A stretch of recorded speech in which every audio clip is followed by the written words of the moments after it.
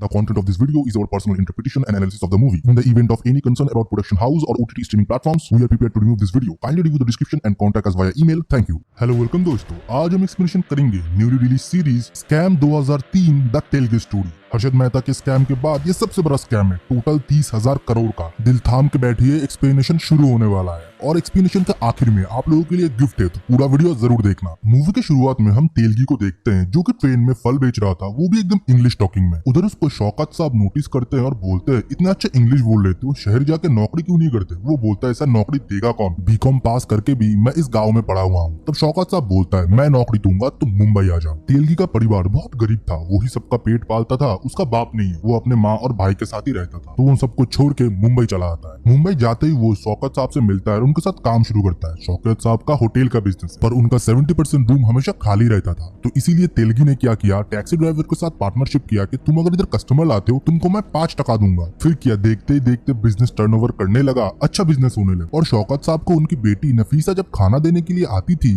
तो तेलगी को उससे प्यार हो जाता है और प्यार धीरे धीरे रिश्तेदारी में बदल जाता है। सब कुछ सही चल रहा था, नफीसा और तेलगी को एक बच्चा भी होता है। फिर इंडिया छोड़ के तेलगी गोल्फ कंट्री चला जाता है। उधर वो 7 साल रहता है, पर फैमिली को याद करके वो फिर से वापस मुंबई आ जाता है और इधर आके वो जाली डॉक्यूमेंट्स का काम चालू करता है। मतलब एजुकेशन सर्टिफिकेट बना देना, फर्जी डॉक्यूमेंट्स बना देना, फर्जी डिग्रियां, ये सब कुछ वो बनाना चालू करता है और लोगों को गोल्फ कंट्री भेजने लगता है। ये धंधा उसका सही चल ही रहा था, तभी उधर इंस्पेक्टर कदम आ जाते हैं और उसको पकड़ लेते हैं। फिर क्या, पुलिस ने उसको अच्छी तरीके से लॉकअप में पेला और उधर उसका मुलाकात होता है कौशल से, जो कि तेलगी के फर्जी डॉक्यूमेंट बनाने के टैलेंट से इंप्रेस होता है और उसके साथ दोस्ती करता है। फिर कुछ दिनों बाद शौकत साहब वकील लेके थाने में आते हैं और तेलगी को छुड़ा के लेके जाते हैं। पुलिस स्टेशन में कौशल तेलगी को बोला था, अगर तुझे नया धंधा चालू करना है तो पुलिस रिकॉर्ड से अपना नाम सब कर। तो इसके लिए उसने एक सॉलिड लॉयर का नाम बताया था जिसका नाम है कामले। फिर क्या, तेलगी जेल से छूटते ही कामले साहब के पास जाता है और उनसे फ्री में ही काम करा लेता है, ये बोल के कि सर मेरे पास तो अभी कोई पैसा नहीं है आपको देने के लिए, अगर आप मेरा काम करते हो मैं आपको 100% क्लाइंट ला के दूंगा। इस धंधे में मेरा जान पहचान के बहुत लोग हैं। फिर कुछ दिनों बाद कौशल तेलगी से मिलने के लिए आता है और बोलता है, भाई फाइनल ऑफर है, मेरे साथ अगर तू काम करता है तो बहुत पैसा कमाएगा। और तेलगी भी हाँ बोल देता है और फिर तेलगी को वो एक पुराने फैक्ट्री में लेके जाता है और उसे समझाता है, देख भाई तुझके शेयर मार्केट के बारे में तो पता ही है, जो बड़ी बड़ी कंपनियां शेयर्स खरीदते हैं वो ऐसे ही नहीं खरीदते, उन लोगों को शेयर्स के सर्टिफिकेट दिया जाता है और उधर खरीदने वालों का सिर्फ 5 बार ही सिग्नेचर हो सकता है। 5 बार के बाद नई सर्टिफिकेट इशू होते हैं और पुराने सर्टिफिकेट रद्दी बन जाते हैं। पर इन कंपनियों के क्लर्कों के साथ हमारा सेटिंग है, हम वो रद्दी उधर से उठा लेते हैं और इधर देख ये है स्टैंप, इनका कोई कोई का प्राइस 1 रुपए, किसी किसी का प्राइस 5 रुपए होता है और इन पेपर को हम एसिड में प्रोसेस करके इधर से वो टिकट निकाल लेते हैं और फिर उनको एक्सचेंज में जाके कम प्राइस में बेचते हैं और इसी से ही हमारा मार्जिन बनता है। फिर वो बॉम्बे एक्सचेंज जाता है, पर सेठ बोलता है इससे भी कम प्राइस में मुझे चाहिए, तू अगर नहीं दे सकता तो बता दे, बाहर डीलर खड़ा हुआ है। फिर कौशल देखता है कि उधर कोलकाता की पार्टी आई है जो कि स्टैम्प बेच रहा है, फिर उन लोगों में थोड़ा झगड़ा भी हो जाता है। फिर कौशल तेलगी को समझाता है, ये लोग क्या करते हैं मालूम, पहले जो स्टाम्प पेपर के रोल आते हैं वो ओल्ड कस्टम हाउस में जाते हैं, फिर वो मुंबई के हर जगह डिस्ट्रीब्यूट होते हैं। ये लोग ऑफिसर लोगों के साथ सेटिंग बिठा के रखे हैं, वो खाने की सर्विस देने के लिए जाते हैं और उधर से स्टैम्प पेपर उठा के उनको पैसे देके आते हैं। हम भी उधर ही जुगाड़ लगाने की कोशिश करेंगे, नहीं तो हमारा धंधा ही बंद हो जाएगा। उधर जाके वो लोग एक ऑफिसर को टारगेट करते हैं जिनको वो लोग कोई पैसा नहीं दे रहे थे और रास्ते में पीछा करने के बाद उसको बोलता है, हमें पता है आपके कलीग क्या कर रहे हैं, उनको 15% मिलता है ना, आपको 20% मिलेगा, कल आप सुबह आ जाइए पार्क में पेपर लेके। फिर क्या, अगले दिन वो ऑफिसर पहुंचता है और उनको स्टैंप के साथ साथ कुछ स्टैंप पेपर भी देते हैं, जिसपे कौशल बोलता है, अरे भाई हमको सिर्फ स्टैंप चाहिए, स्टैंप पेपर नहीं। तभी उधर कोलकाता के गैंग आते हैं और उन लोगों को बहुत पीटते हैं, पर तेलगी देखता है वो लोग स्टैंप को छोड़ के सिर्फ स्टैंप पेपर अपने साथ लेके जा रहे थे और उसको वो बात चमकता है। फिर क्या, अगले दिन तेलगी एक फल का अच्छा सा टोकरी बना के इस ऑफिसर से मिलने के लिए चला जाता है। पहले तो वो तेलगी को बहुत गाली देता है, पर बाद में जब तेलगी पूछता है कि साहब वो लोग स्टैंप पेपर क्यों लेके गए, तब वो ऑफिसर बोलता है वो गवर्नमेंट का व्हाइट स्टैंप पेपर था, उसमें बनता है पैसा,